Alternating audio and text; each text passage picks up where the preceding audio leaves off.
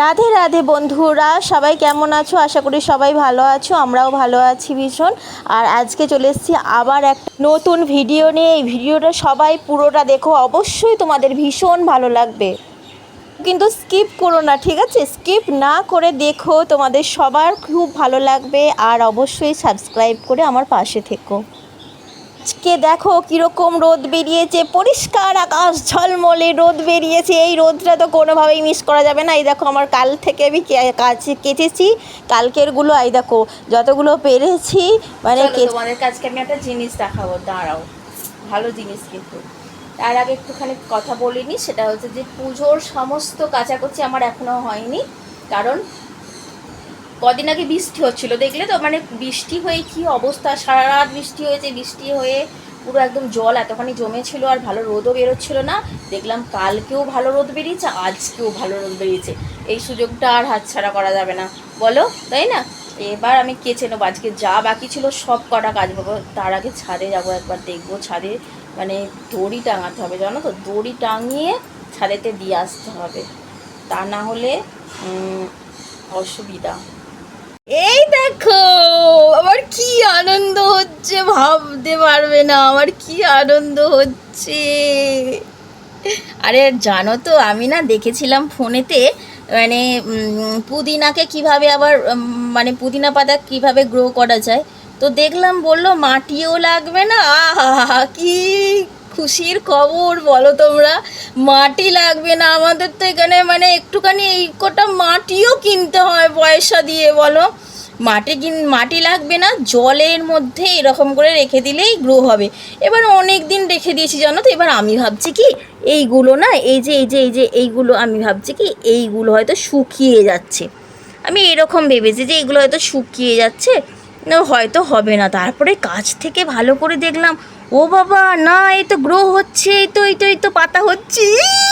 আমার যে কি মজা হচ্ছে, আমি মানে বলে বোঝাতে পারবো না। এইরকম ঘরেতে যদি কোনো সবজি মানে হয়, মানে আমরা যখন গ্রামের বাড়িতে ছিলাম, বা আমার বাপের বাড়িতেও, মানে গ্রামেই তো বাড়ি, আমার বাপের বাড়ি, শ্বশুরবাড়িও গ্রামেতে, মানে তখন তো এটা ওটা এখানে ওখানে দুটো দানা পুঁততাম, দুটো দানা পুঁতে মানে এটা ওটা গাছ করতাম। এটা তো সবাইরই ভালো লাগে, তাই না? বলো, কি ভালো লাগে। আর এইরকম ঘরেতে হচ্ছে, তাও আবার বিনা খরচে, যে কি যে মজা হচ্ছে, আমার যে কি আনন্দ হচ্ছে, আমি কি বলবো, আরে আমি বলে বোঝাতে পারবো না। দেখো, এই দেখো ভালো করে দেখো, এই দেখো ছোট্ট ছোট্ট গ্রো হচ্ছে। কি মজা হচ্ছে, ভীষণ ভীষণ ভীষণ আনন্দ হচ্ছে আমার, জানো তো। তোমরা সবাই এইরকম করে দেখো। আমি এই পুদিনা পাতাটা আমি শুধু কিনে নিয়ে এসেছিলাম, জানো তো। এই পুদিনা আমি শুধু এটাকে কিনে নিয়ে এসেছিলাম, কিনে নিয়ে এসে পাতাগুলোকে ছিঁড়ে নিয়ে, আর শুধু এই ডাঁটাগুলোকে কি করেছি, আবার এই জলের মধ্যে রেখে দিয়েছি। দেখবে, দেখো এর মধ্যে মনে হচ্ছে শিকড় হচ্ছে, জানো তো। এই দেখো ছোটো ছোটো শিকড় হয়েছে, এই দেখো।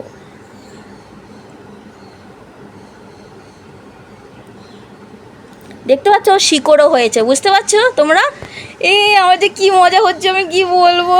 শিকড় হয়েছে, গাছ হচ্ছে, আমার পাতা হবে, আমার পুদিনা পয়সা দিয়ে আর কিনতে হবে না আমাকে। আমার খরচও হলো নি, আমার মাটিও লাগলো না। আমার কী যে আনন্দ হচ্ছে। এরকম যদি সব গাছ হতো কি ভালো হতো, বলো। হ্যাঁ, আমার মাটি কিনতে হবে, টব কিনতে হবে। দেখো একটা কাঁচের গ্লাস নিয়েছি, সেই কাঁচের গ্লাসটার মধ্যে আমি শুধু একটু জল দিয়ে আর রেখে দিয়েছি। দেখো কি সুন্দর গ্রো হচ্ছে, তোমরা শুধু জাস্ট দেখো। তোমরাও এইরকম করে গ্রো করতে পারবে, তোমরাও এইরকম করে পুদিনা পাতাকে গ্রো করবে, কোনো ব্যাপার নয়। খুব ইজিলি, জানো তো। ভীষণ ভালো লাগছে আমার।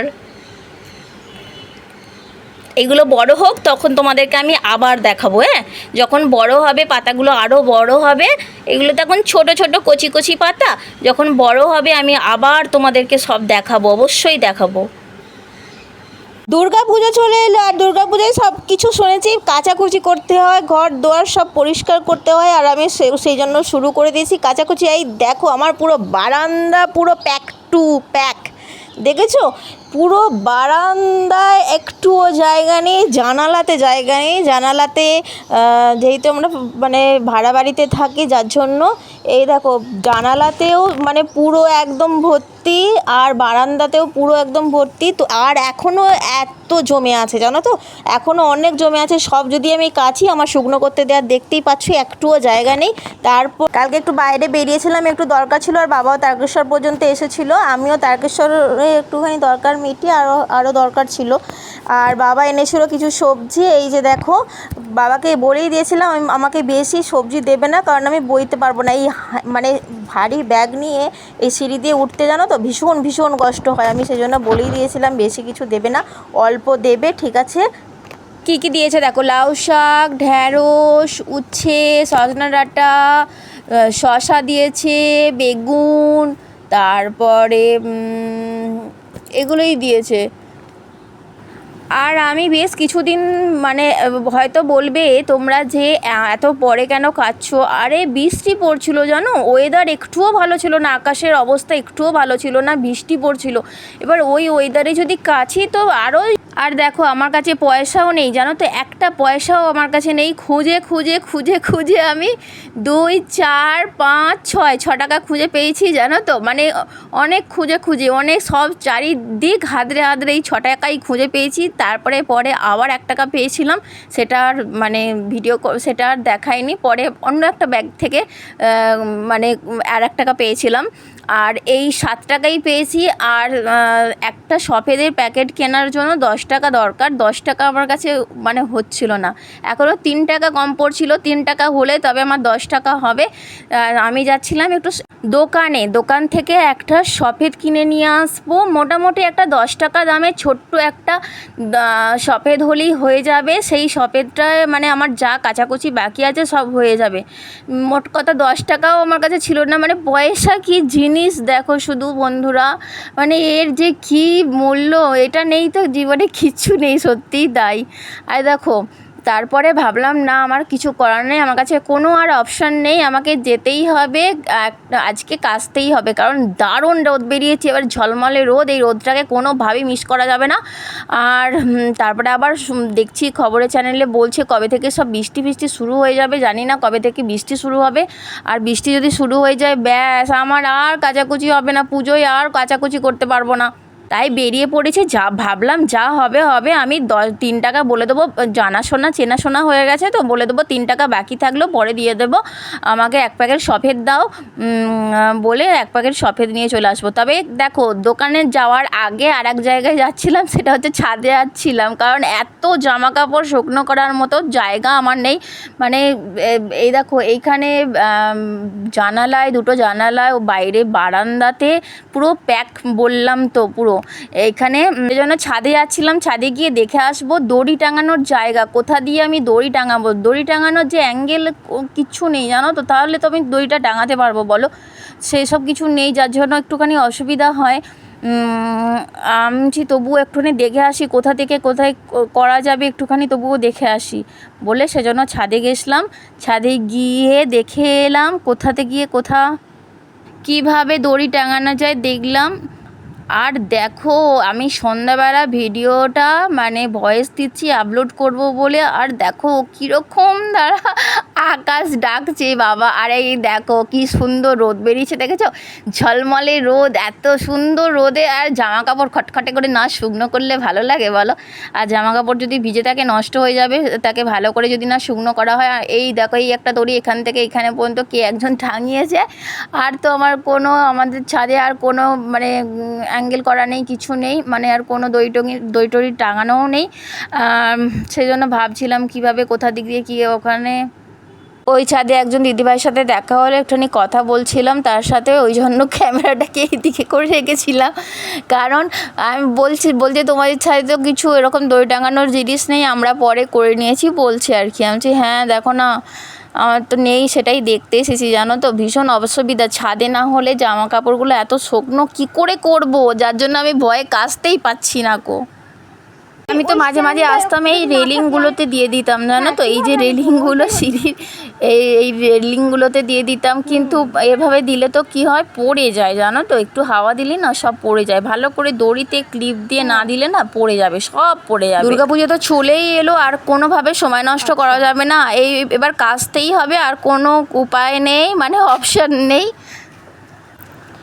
এই দেখো ছাদের রোদ দেখেছো, আকাশ পুরো পরিষ্কার, একদম কটকটে ওদের ছাদেতেও রয়েছে। ওটা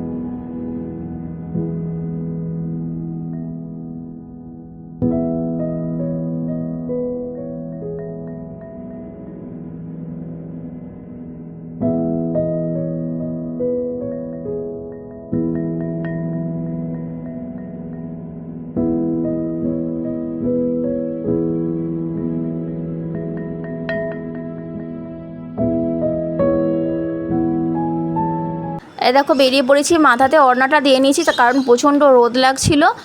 আর সামনেই দোকান, আর বেশি দূরের দোকান নয়।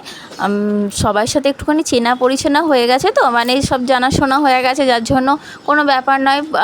যদি বলি যে ধারে দিতে, তো তারা ধারে দেয়, কোনো অসুবিধা নেই। জানে মুখ চেনা, জানে এখানে থাকে, আর ওদের কাছ থেকেই মালপত্র নিই, তো ধারটার ওই সব দিয়ে দেয়।